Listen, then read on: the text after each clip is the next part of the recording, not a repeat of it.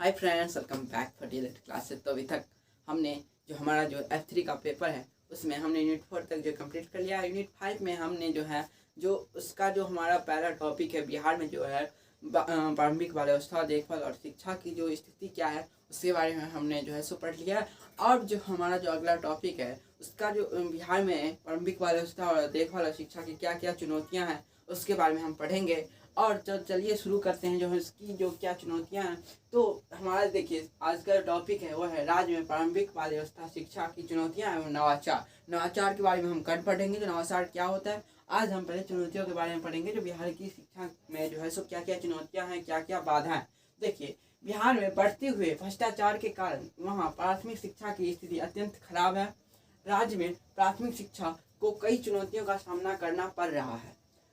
राज्य में छात्र शिक्षक अनुपात उचित नहीं है। राज्य में जो छात्र और शिक्षकों का जो रेशियो है इससे पहले भी हमने जो चर्चा किया जो इसका क्या जो रेशियो वो उचित नहीं है, अनुपात उचित नहीं है। जो एक शिक्षक पे 200-300 छात्र हैं अभी जो एक विद्यालय में एक क्लास में रहते हैं, जो इनका अनुपात जो है अच्छा नहीं है।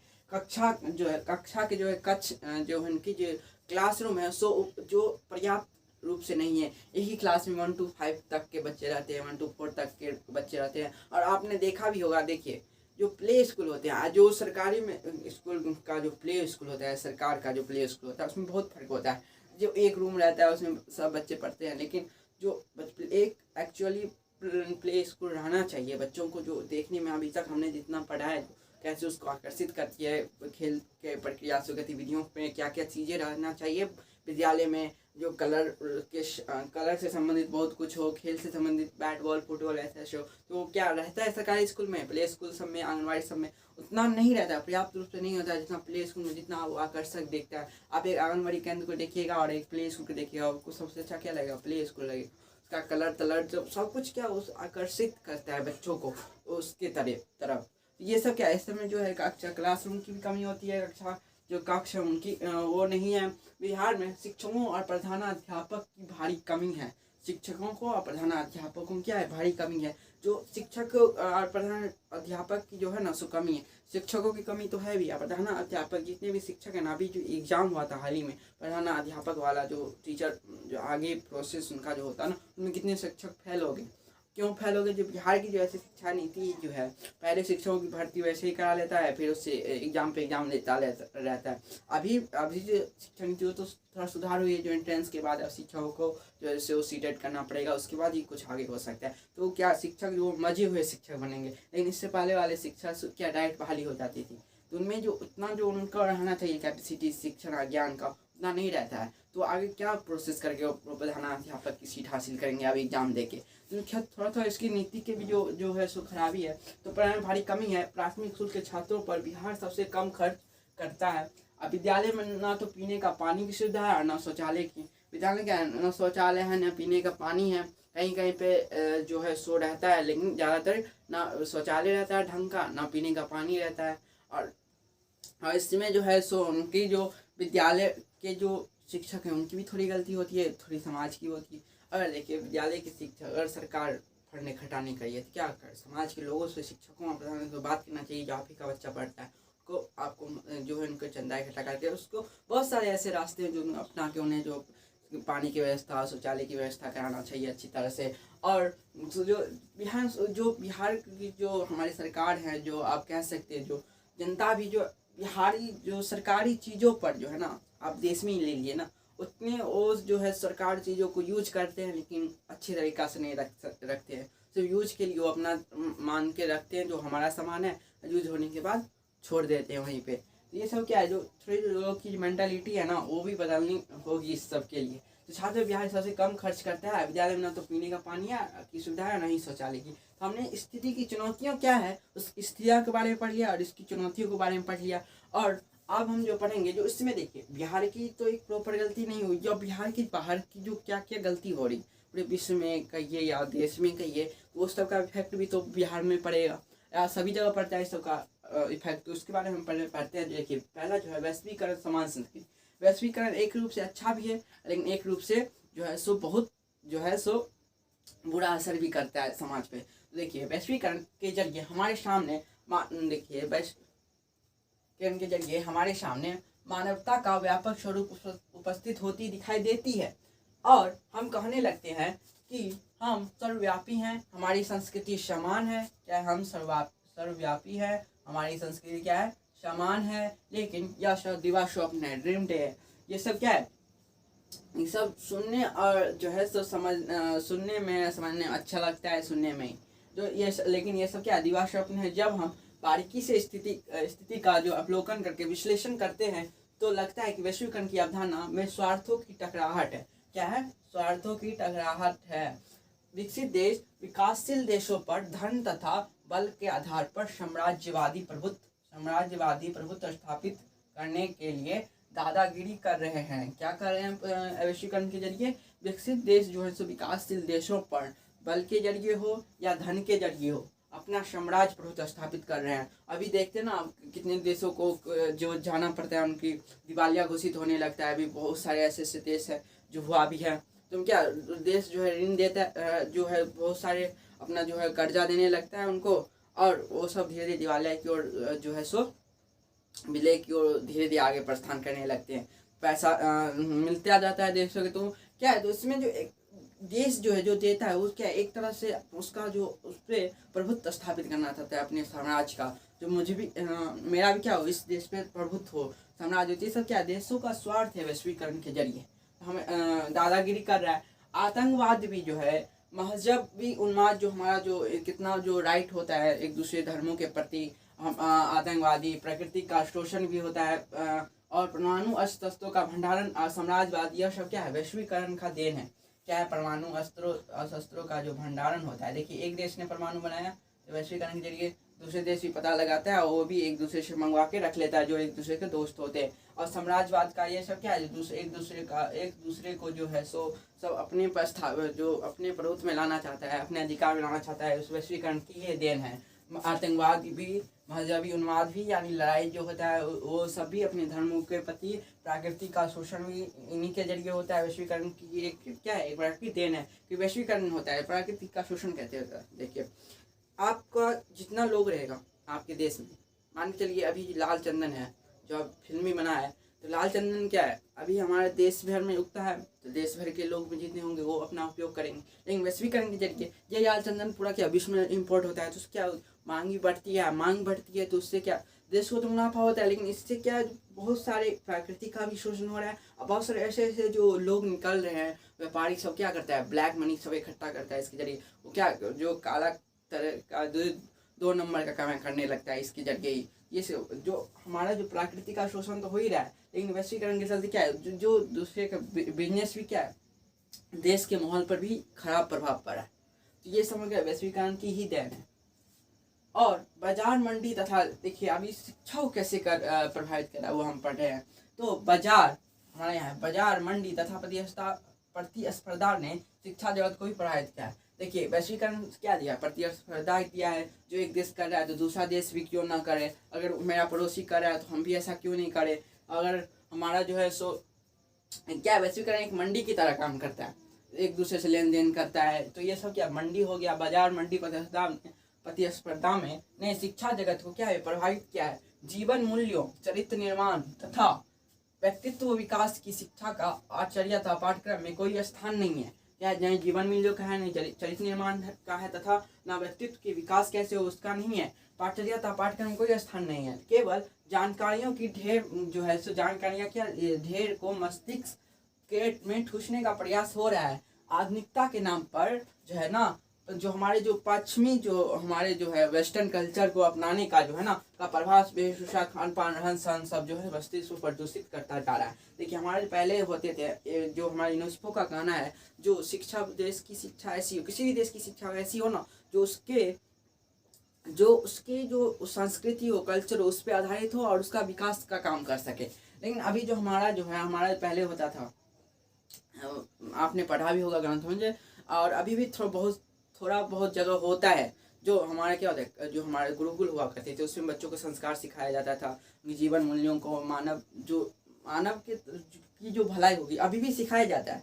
इसमें कोई जो है सो ऐसी बात नहीं है जो अभी नहीं सिखाया जाता, लेकिन अभी सिखाई जाती है। लेकिन पहले जो था गुरुकुल में अच्छे तरह से जीवन मूल्यों को सिखाया जाता था, मानव की कैसे हित हो उसे सिखाया जाता था। लेकिन अब क्या सिर्फ जानकारी को ठूसने का प्रयास कर रहा है, जो ऐसा वहाँ पे हुआ ये याद कर लो, एग्जाम दे दो, पास हो जाओगे तो यहाँ पे नौकरी मिल जाएगी। और कैसे किसी की भलाई होगी, कैसे उसकी जो उसका जो विकास कैसे होगा जीवन मूल्यों का, और उसका चरित्र का निर्माण कैसे होगा, तो मानव मूल्यों को कैसे सीखेगा, व्यक्तित्व का विकास कैसे होगा, उसकी जो थोड़ी बहुत भी जानकारी दी जाती है, लेकिन बिल्कुल ही कभी कभी यहाँ पे जो है खत्म कर दी जाती है। इसकी जानकारी नहीं मिलती है। इसमें क्या है, सिर्फ जानकारियाँ मिलती है। और इसका और जो हमारा जो आधुनिकीकरण का जो प्रक्रिया है ना, उसमें क्या है, लोग वेस्टर्न कल्चर अपना रहे हैं, तो सब समझ रहे हैं कि हम जो है सो एकदम विकास की ओर जा रहे हैं।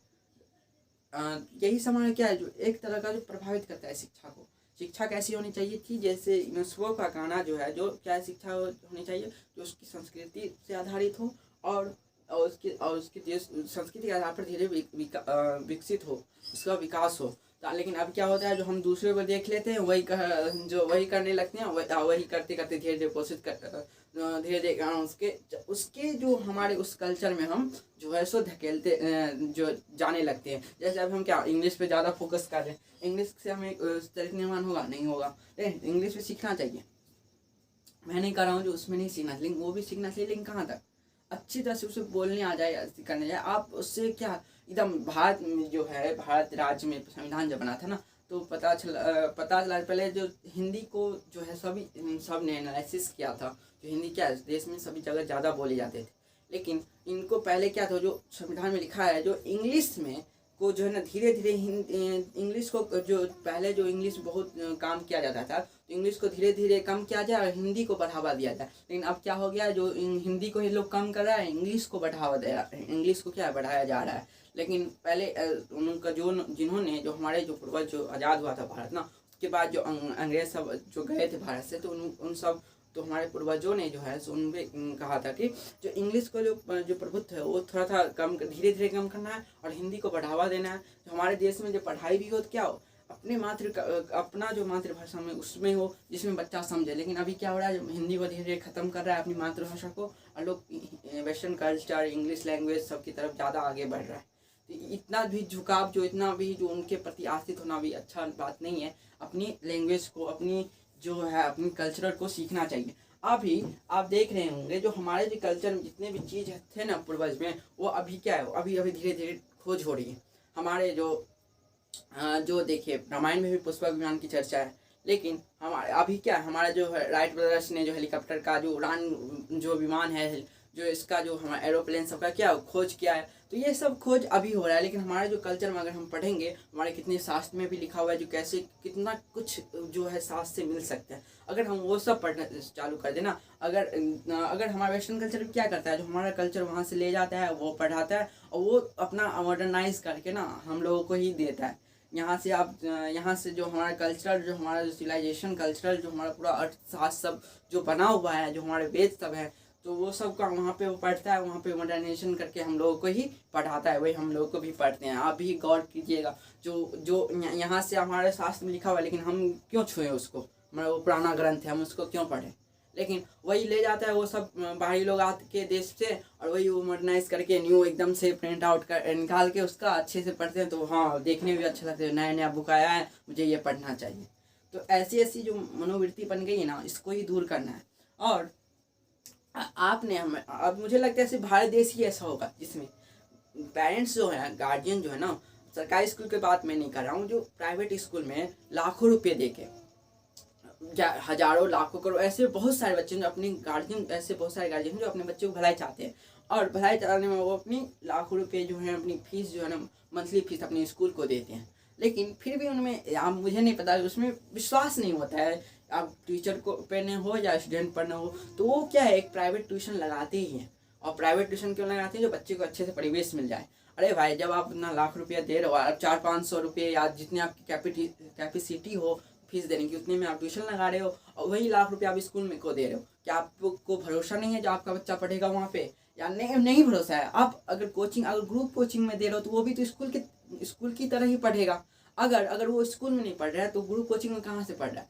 और नहीं, अगर आप उसे प्राइवेट ट्यूशन दे रहे हो, घर पे आके सर एक सर हैं उसको अच्छी तरह से आप बोल रहे हो जो नहीं उस पर ही ध्यान दे के 1 घंटा या 2 घंटा जैसे भी पढ़ाए, लेकिन अगर आप वो कर ही रहे हो तो आप यहाँ पे आप प्राइवेट स्कूल में लाख रुपया क्यों दे रहे हो? तब आप वैसा ही कराइए, आप सरकारी स्कूल में एडमिशन करा दीजिए, आपका लाख रुपया भी नहीं जाएगा, आप उसको मास्टर आएगा डेली 1 घंटा पढ़ाएगा। तो अगर आपको विश्वास नहीं है, अगर टीचर पे विश्वास ना हो, अगर स्टूडेंट पे विश्वास ना हो, आप स्कूल से जाके पूछिए, उसे एनालिसिस करिए ना, जो क्यों नहीं बच्चा मेरा पढ़ रहा है, मैं इतने रुपया दे रहा हूँ, बच्चा मुझे नहीं पढ़ रहा है, नहीं प्रोग्रेस कर रहा है, आप उसकी मंथली फीस उसका जो है ट्यूशन लगा देते हो। अगर बच्चा नहीं पढ़ता है 400-500 रुपये या जितना आपकी कैपेसिटी उतने रुपये दे के आप स्कूल से एनालिसिस करिए। अगर आप प्राइवेट ट्यूशन दे ही रहे हो बच्चे को तो स्कूल में आप क्यों पैसा बर्बाद कर रहे हो? लेकिन अगर आप पैसा बर्बाद अगर कर ही रहे हो तो आप उससे सरकारी स्कूल में दे दीजिए। अगर सरकारी स्कूल में अगर आपका अगर नहीं पढ़ रहा है, आप मान रहे हो अगर पढ़ाई नहीं होता है, सबको पता है सरकारी स्कूल में पढ़ाई नहीं होता है, तो आप सरकारी स्कूल में दे दो, उसे प्राइवेट ट्यूशन पढ़ाओ, आपकी पैसा भी नहीं जाएगा।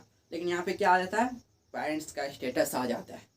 पेरेंट्स का क्या होता है, स्टेटस, कैसे बच्चा मेरा सरकारी में जाएगा, प्राइवेट क्यों नहीं जाएगा? उसके पास पैसा है भाई, पेरेंट्स के पास पैसा है तो भेजेगा वो प्राइवेट में। तो प्राइवेट जा रहा है, बच्चों को ट्यूशन भी पढ़ा रहा है, इसमें बच्चा क्या है, पिस रहा है और पढ़ाई से भाग रहा है। और यहाँ पे क्या है, ये भी हमारा जो एक वैश्वीकरण के जरिए ही होता है। पेरेंट्स क्या है, जो देखता है उसमें प्रतिस्पर्धा आ रहा है, दूसरा पड़ोसी मेरे स्टेटस का ही वो अपने बच्चे को इतना महंगा स्कूल में भेज रहा है, तो मैं भी क्यों ना भेजूँ इतने महंगे स्कूल में, वहाँ पे मेरा बच्चा जाएगा, चाहे वो पढ़े ना पढ़े उसे कोई मतलब नहीं, हम ट्यूशन लगा देंगे उसकी। लेकिन वो क्या है, उसको जाएगा उस स्कूल में, उसकी मंथली जो फीस होगी वो खर्चा होगा। लेकिन वो बच्चों को, जो मैं यह करना चाह रहा हूँ ना, बच्चों पर आप लोड दे रहे हो। अगर बच्चों आप स्कूल में पढ़ाई रहे हो तो आप उस पर टाइम दीजिए, आप उसको निकालिए। आप ट्यूशन फीस क्यों लगा रहे हो? ट्यूशन फीस ही लगा रहे हो। अगर बच्चों को अच्छे से आप उस पर आपको उस पर भरोसा नहीं है तो आप इन पर अगर भरोसा है तो आप इधर लगा दो, आपका पैसा भी नहीं जाएगा। लेकिन यहाँ पे पेरेंट्स क्या होता है, स्टेटस आ जाता है, उनकी क्या कंपटीशन होने लगती है पड़ोसियों से, जो उसका बच्चा जा रहा है तो मेरा बच्चा क्यों नहीं जाएगा, मेरा बच्चा मुर्खी रह जाएगा क्या? जो भी देखेगा बच्चा से मन भी होता है, ड्रेस ये सब देख के जो मैं भी जाता है ये वो, तो ऐसी ऐसी जो भावनाएं होती है ना, तो थोड़ा भी समाज क्या प्रभावित करती है। बच्चा पढ़ने वाला होगा, ट्यूशन पे भी पढ़ेगा और स्कूल में भी पढ़ लेगा, चाहे कौन सा भी स्कूल है। सरकारी स्कूल में पढ़ाई होती है कि नहीं ना होती है कि होती है? बिल्कुल होती है। मैं भी सरकारी स्कूल में ही पढ़ा हूँ, प्राइवेट में ही पढ़ा हूँ, स्कूल सरकारी में भी पढ़ा हूँ। अगर सर शिक्षक अगर बच्चा पढ़ने वाला हो ना तो सभी सर पढ़ाते हैं। अगर बच्चा ही पढ़ने वाला नहीं होता है और घूमता रहता है, फिरता है, बंक मारता है, तो कोई नहीं पढ़ा सकता है उसको। क्या तब तो प्राइवेट टीचर में आप आराम से लगाइए, उसको बैठाइए या हॉस्टल में दीजिए, या आप उस पर टाइम जो है उस पर आप पेरेंट्स होके एज ए पेरेंट्स उसे आप टाइम दीजिए पढ़ाने के लिए। तो हमारा जो पहला है ये कंप्लीट हो चुका है। दूसरा है शिक्षा का व्यापारीकरण। शिक्षा का व्यापारीकरण, देखिए शिक्षा क्या अभी व्यापार हो चुका है। शिक्षा जो अभी जो हमारा जो शिक्षा का जो अभी जो प्रोसेस चल रहा है, क्या व्यापार चल रहा है। जैसे कि मैंने अभी तक इतना जितना बोला है, तो व्यापार के जरिए होता है। प्राइवेट स्कूल जो है, प्राइवेट ट्यूशन क्या है, खून चूसता है पेरेंट्स का, बच्चों को बोलता है हाँ पढ़ेगा, गार्जियन भी बोलते हैं जो बच्चा पढ़ रहा है वहाँ पे जा रहा है। तो यही हमारा क्या है, शिक्षा व्यापार की ओर जो है ना धीरे धीरे आगे बढ़ रहा है। इससे क्या होता है, बच्चे मानव मूल्यों की भावना नहीं उत्पन्न होती है। बच्चे ने क्या एक जो है ना शिक्षा के प्रति जो है बच्चे भी गौर करने लगते हैं। आपने देखा कोई ट्यूशन जितना चल रहा है तो बच्चे में मन भी होता है हम भी पढ़ गया आगे ट्यूशन खोल लें और इतना पैसा कमाएं। उस पढ़ाने के लिए नहीं करता है, वो क्या है उसको पैसा कमाना है, इसलिए वो ट्यूशन पढ़ाता है, चाहे बच्चे को उसमें जो भी हो। तो शिक्षा का व्यापारीकरण हो रहा है, अशिक्षक व शिक्षा की दुर्दशा हो रही है। अशिक्षक देखिए इसमें शिक्षा का व्यापारीकरण में क्या होता है, अभी जो हमारे जितने भी एंट्रेंस के एग्जाम होते हैं उसमें बहुत सारे ट्यूशन खोल लिए हैं लोगों ने, और सब इतना फीस ले रहा है, जो मैं इतना फीस में कर दूंगा, मैं इतना फीस में कर दूंगा, मेरे यहाँ से इतने बच्चे निकलेंगे, इस IIT में, इस IIM में गए हैं, ये MBBS कर रहे हैं, ये IITian बन चुके हैं। तो इतने क्या व्यापारीकरण धीरे धीरे जो बहुत सारे इंस्टीट्यूट जो हैं सो अपने अपने पोस्टर लगा के बच्चों को क्या कर रहे हैं, दूसरे प्रचार प्रसार कर रहे हैं, जिससे उनका क्या जो एक शिक्षा को एक व्यापार दृष्टिकोण दे रहे हैं। तो यही हमारा जो है शिक्षा व्यापारीकरण है। और थर्ड हमारा शिक्षक और शिक्षा की दुर्दशा जो है, शिक्षक और शिक्षकों की दुर्दशा। आपने अभी देखिए चाहे DLED कर रहे हो या BEd कर रहे हो, या कुछ ऐसा कोर्स आपने देखा ही हुआ है जो कॉलेज में शिक्षक जो है आप में जो है ना, जो शिक्षक जो होंगे सो बहुत ट्रेंड नहीं होंगे। ट्रेंड शिक्षक की जो कमी है हमारे यहाँ या हमारे बिहार राज्य में, जो शिक्षकों क्या है, ट्रेंड शिक्षक की कमी है, जिसके शिक्षा की जो गुणवत्ता होनी चाहिए वो उतनी नहीं है।